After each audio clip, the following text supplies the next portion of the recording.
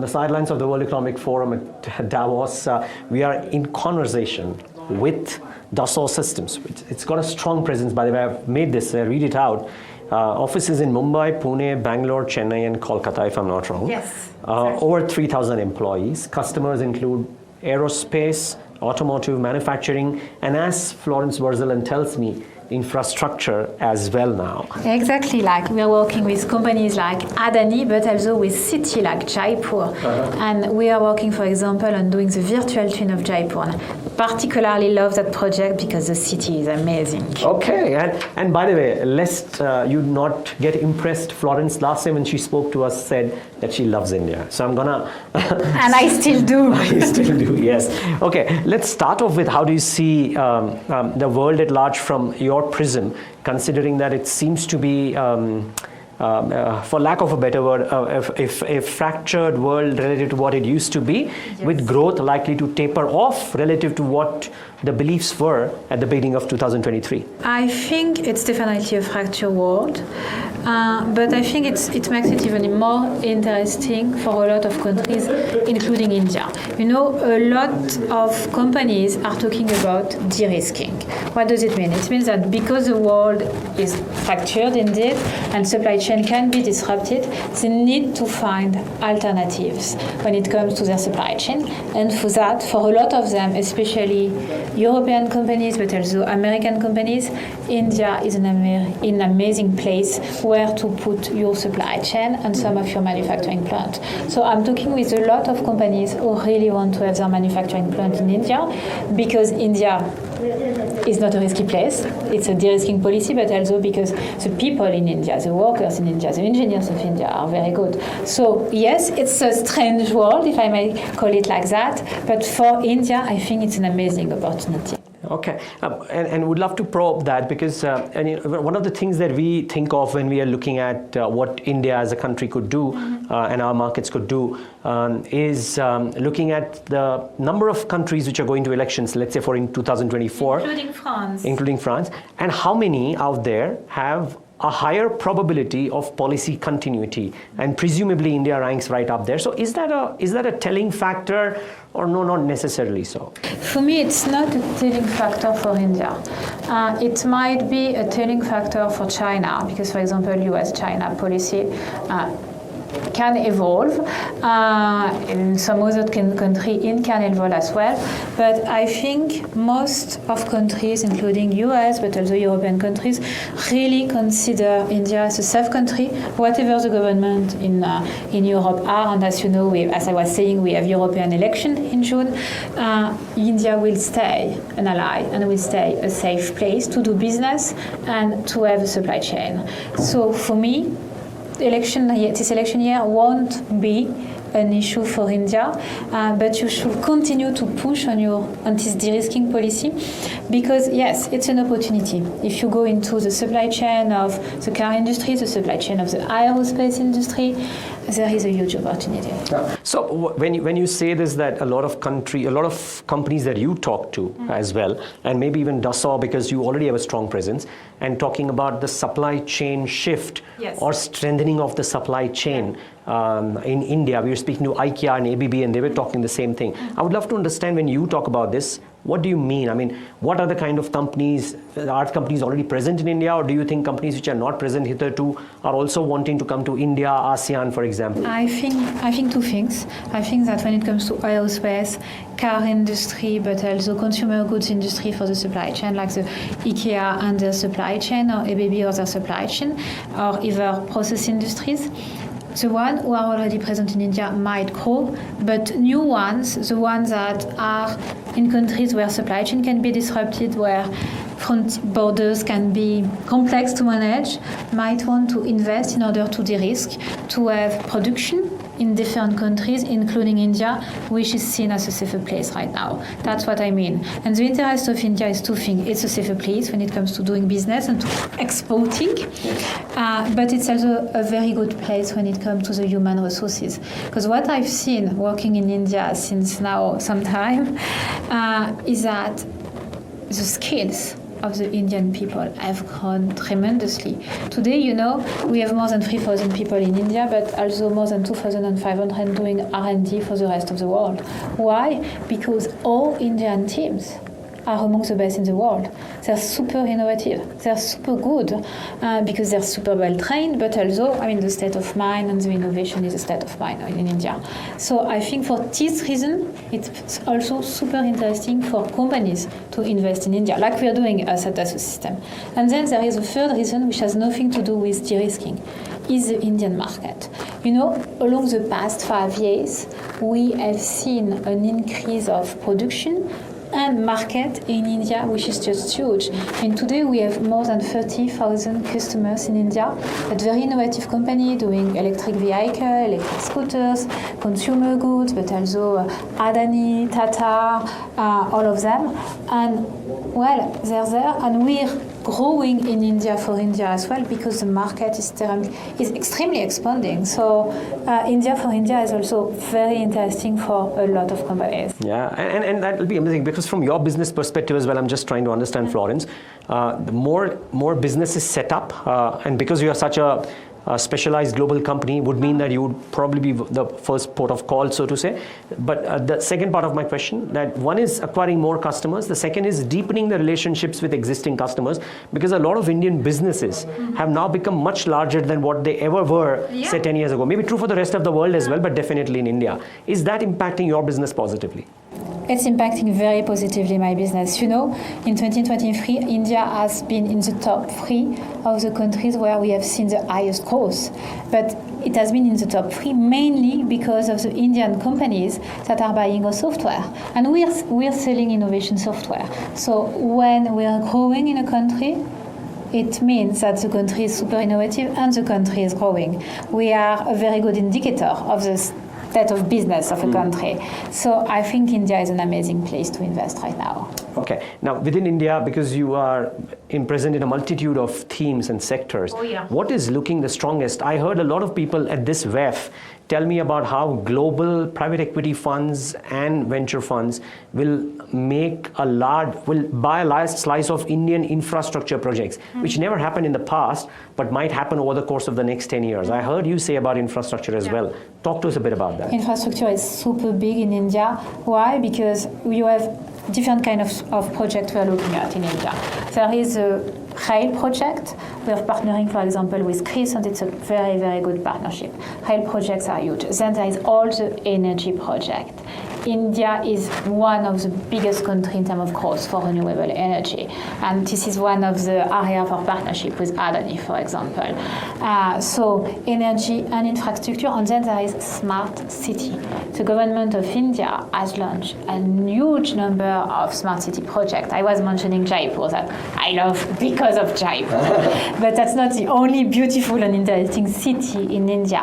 And in order to make the traffic, but also the air quality better in India, smart city project where you have the virtual twin of the city to optimize everything for the city is an amazing way to improve the quality of life of citizens. And I think the Indian government has really understood it, and it's now launching this kind of project, and that's very interesting for companies like Dassault Systemes as well. So when does Jaipur become a truly smart city? By what year? Well, we're working on it as soon as possible, and I hope to come back as soon as possible as well. Yeah, but I mean, is there a finite timeline to things like these? I'm just trying to understand. The problem is that we are basically working on virtual twin like Jaipur, but all the city projects. Let me give you the example of Singapore. Singapore, we began working with them in 2012, working on the virtual twin of the city first for the traffic simulation, and then we did that for the traffic simulation, but they wanted to extend into quality of air pollution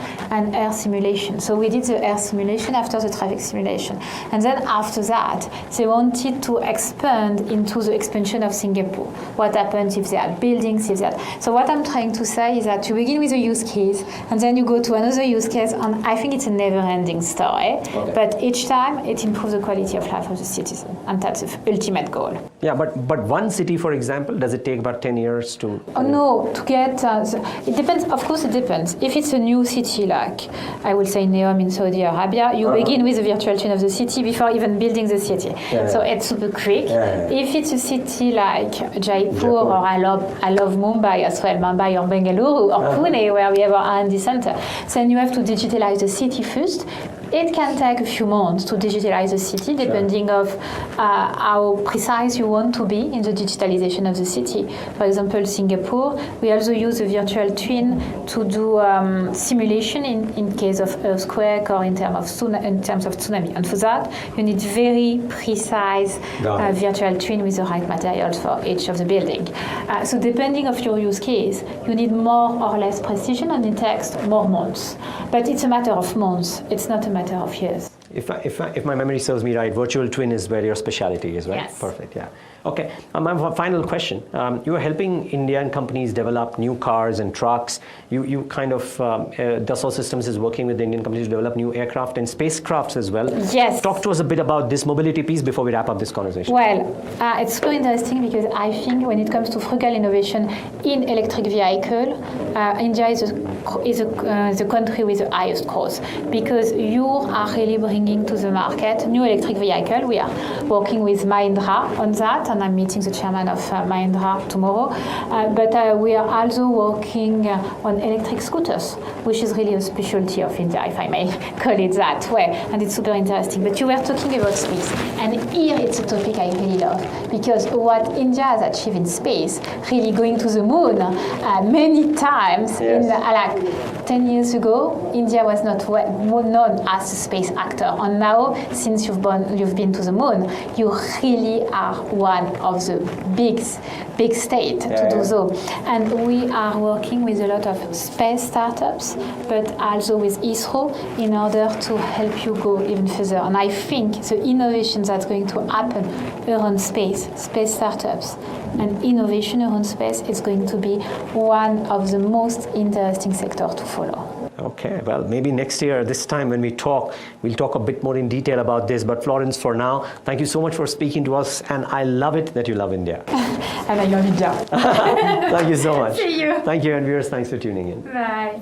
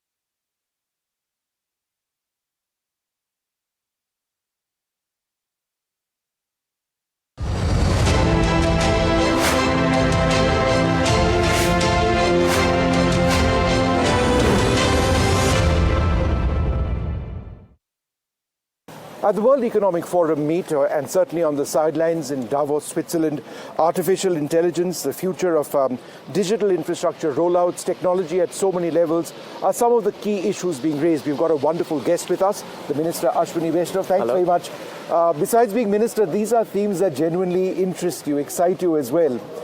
One of the key issues for India going forward will be semiconductors. And resilient supply chains, obviously. How is that key to some of our future plans? So semiconductor is a foundational technology. Everybody here at Davos is like, there are people, senior people who are really concerned about the resiliency of supply chain. Semiconductors go into practically everything that we manufacture these days. So there is a lot of excitement about India's entry into the semiconductor industry. People appreciate the focus on talent that we have done. The industry leaders appreciate the focus on design that we have done. People say that the first few steps that India has taken are absolutely the right steps.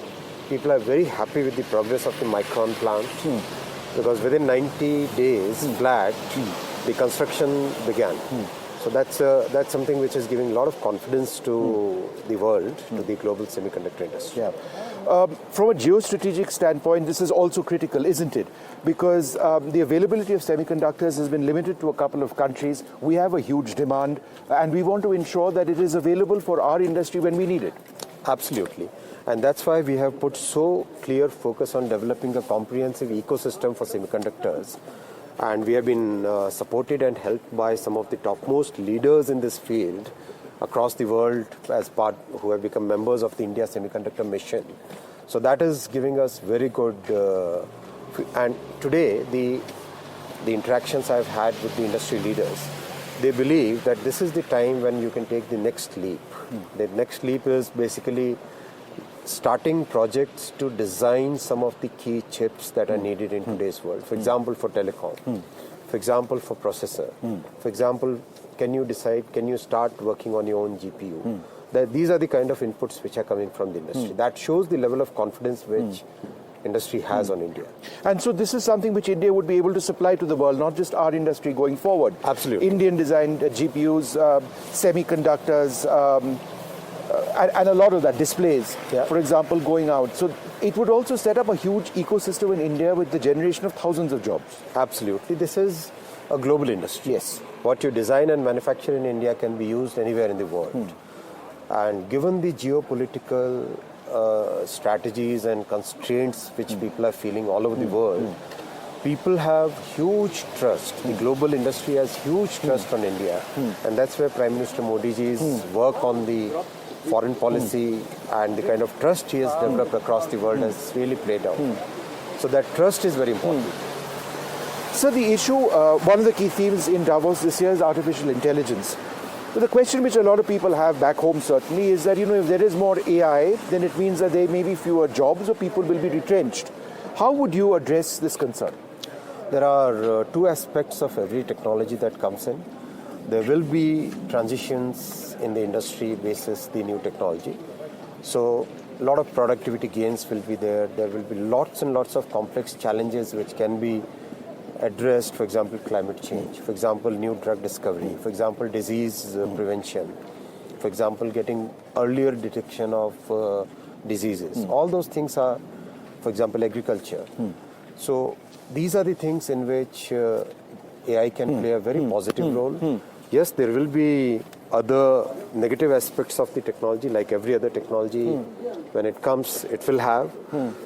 What we need to do is we have to see how can we harness the positive things and how can we save our society and the country and the economy from the negatives. Well, wonderful. Thank you so much, Minister, for sharing your thoughts on so many issues. It's been an interesting WEF and Davos for all of us visiting from India. Thank you very much for speaking to us. Thank you. Thank you, sir. Thank you.